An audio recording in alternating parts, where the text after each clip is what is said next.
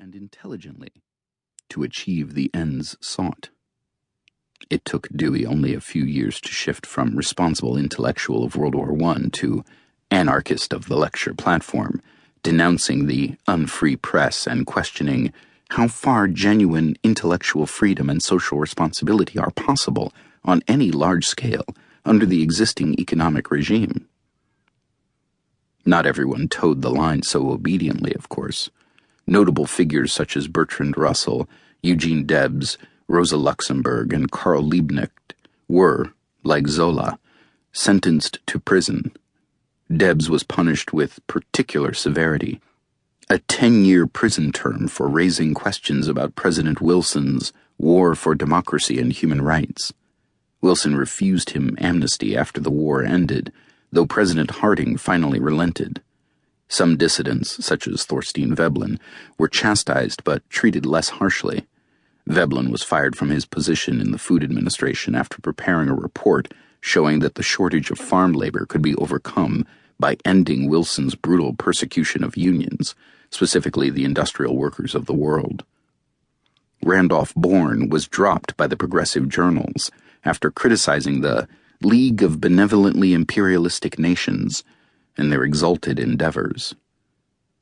The pattern of praise and punishment is a familiar one throughout history.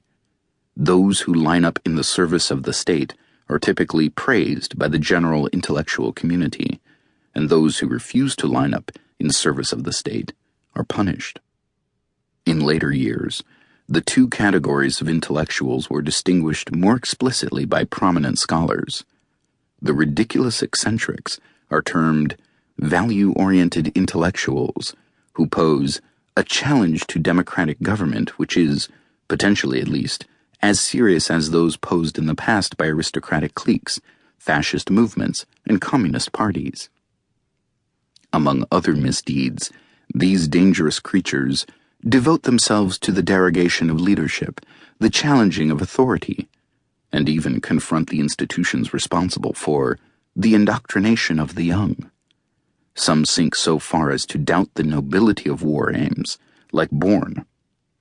This castigation of the miscreants who defy authority and the established order was delivered by the scholars of the Liberal Internationalist Trilateral Commission.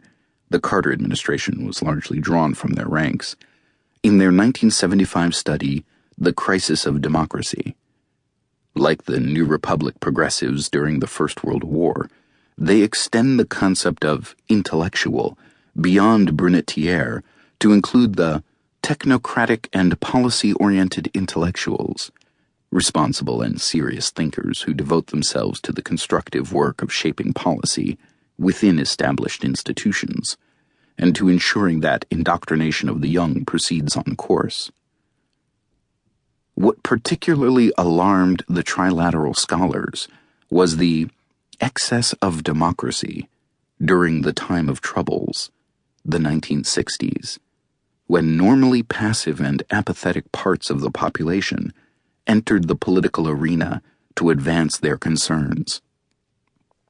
Minorities, women, the young, the old, working people, in short, the population, sometimes called the special interests.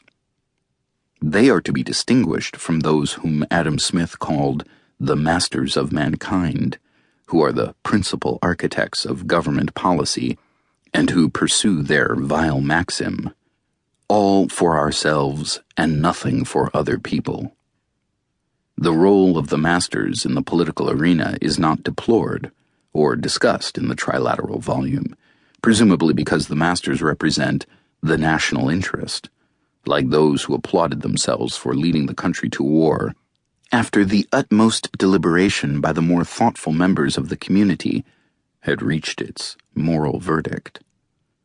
To overcome the excessive burden imposed on the state by the special interests, the trilateralists called for more moderation in democracy, a return to passivity on the part of the less deserving, perhaps even a return to the happy days when Truman had been able to govern the country with the cooperation of a relatively small number of Wall Street lawyers and bankers, and democracy therefore flourished.